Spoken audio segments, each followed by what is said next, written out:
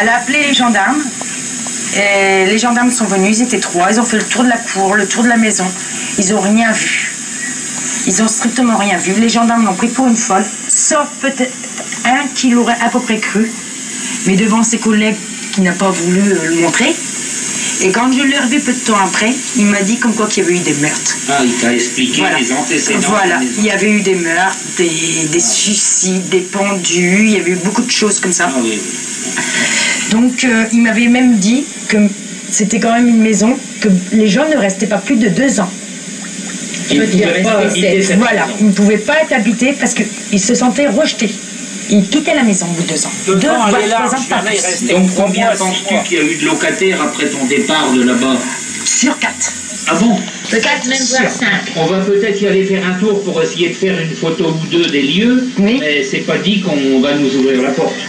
Ça, c'est pas dit parce que le propriétaire de la maison, je pense qu'il doit être au courant de beaucoup de choses et qu'il veut cacher. Comment il s'appelle ce propriétaire? Détruit.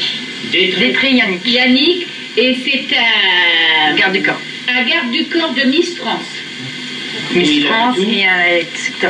À Charmes. à Charmes. Son Mais bureau est à Charmes. on ne pourra pas le voir, il n'acceptera pas qu'on aille faire une visite dans cette maison. Mais on pourra peut-être faire des photos de l'extérieur. De l'extérieur, côté route, on va pouvoir le faire. Voilà. Et peut-être, c'est pas sûr, intérieur de cour, c'est tout. Ah oui. Donc, le gendarme m'a précisé aussi que dans le bâtiment, Oui. enfin dans un grenier, que je me servais de bâtiment, à côté de la maison, l'extérieur, il y avait eu un pendu. Au-dessus des écuries. Voilà, au-dessus des écuries, il y avait eu un pendu. Et il y avait une balançoire qu'on ne pouvait pas toucher. On ne pouvait pas l'enlever. On avait l'impression que dès qu'on bougeait la corde, ça nous brûlait les doigts. Ah bon? Ça nous brûlait les doigts. On avait l'impression que ça nous brûlait les doigts, qu'on ne pouvait pas retirer les nœuds.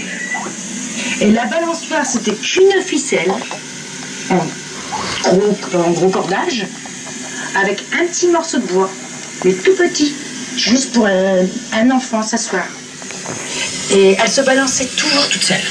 Été, hiver, automne, printemps. Sans vent. Sans vent. Il n'y en avait était pas à un l'intérieur dans un Voilà. grenier. Ah, elle était à l'intérieur. Et il n'y en avait pas un seul appel d'air. Et il y avait plein de petites jouets de petites filles dedans.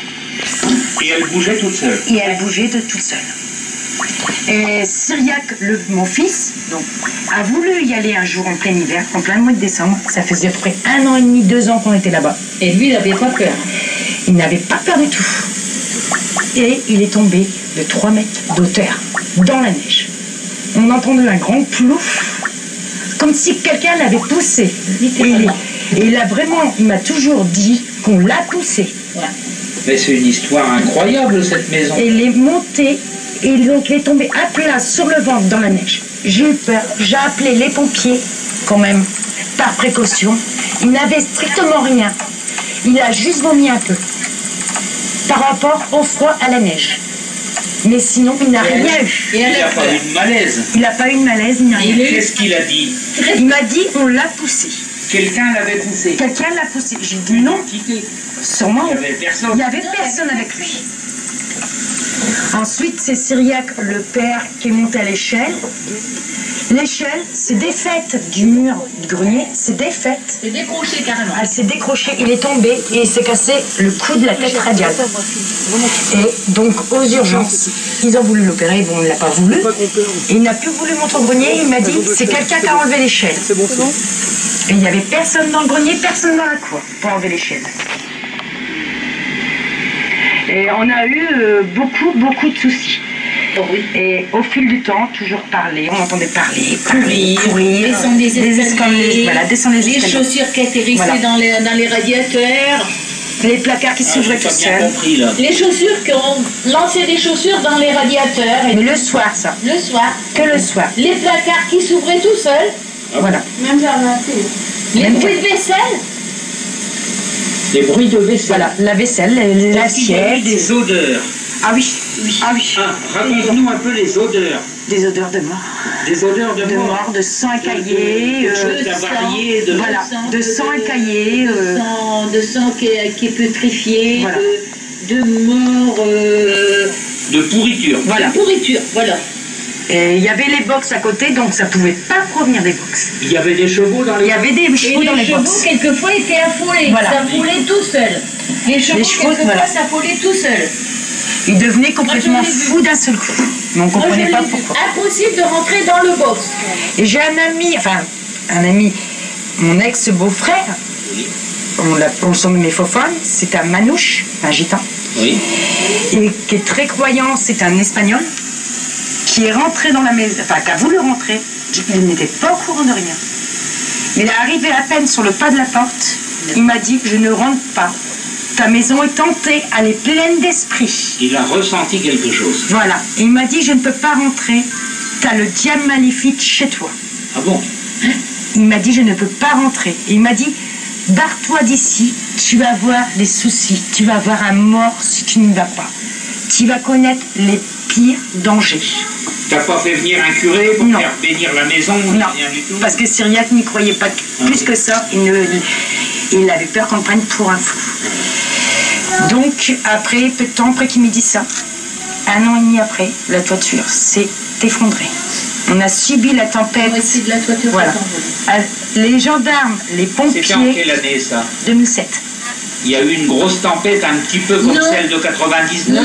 Non, Non. c'était C'était une tempête localisée Une uniquement tornade. par là. C'est une tornade. C'est une tornade Voilà. qui a passé Uniquement par là. sur Voilà. la moitié du toit. Oui.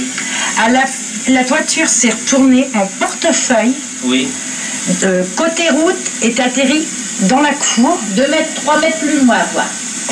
10 mètres, il y avait. Mais 10 mètres, 10 10 mètres mètres. plus loin.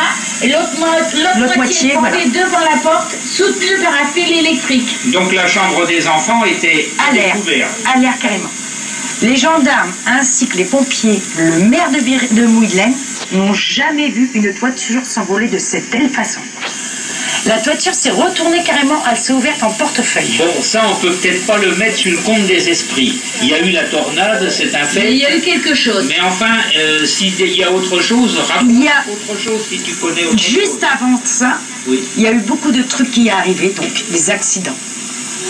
Il y a eu comme si on voulait nous virer de la maison. Il fallait qu'on parte. On sentait, on gênait. On gênait. Il fallait qu'on parte impérativement. Et puis, ne trouvant pas de maison, on ne pouvait pas partir comme ça. Donc, on est resté. La toiture s'est envolée.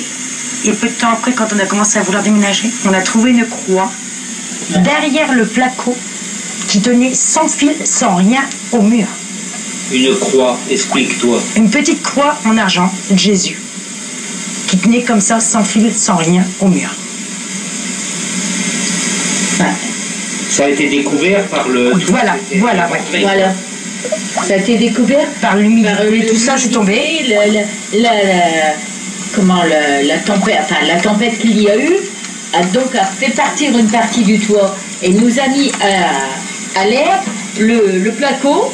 Et le placo, en prenant l'humidité, a tombé et on a découvert cette croix entre les parois du placo et le mur qui était là, visible, Donc et sans fil, sans rien. probablement qu'un habitant avant vous a voulu bénir la maison. On pense. Quelque chose peut-être On pense. pour... Je pense à ça. Et c'est bien bizarre qu'il y a eu cette tornade parce que C'est nous qui avons été il n'y touchés. a que qui ont subi cette tornade. Il y en a eu dans le pays aussi, mais moins grave, Pas si violent. pas Voilà. si violent. Et nous, on entendait. Bon, là, c'était quand même en plein vent, en plein champ. Oui, mais on Ouais. entendait En le bordure de vent. route. On En entendait bordure de le hurlement du vent dans la maison. On était dans la cuisine, près. On venait de rentrer. Voilà. Non, non. On venait de rentrer. Et il y avait tombé. Moi, j'ai été dedans.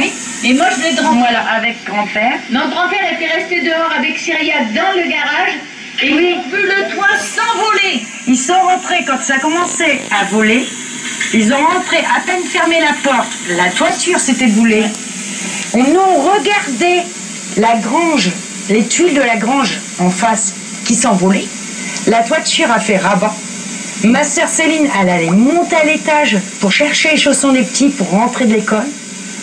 Donc ce jour-là, il était 4h moins le quart. On préparait les chaussons. Céline a que le temps de descendre.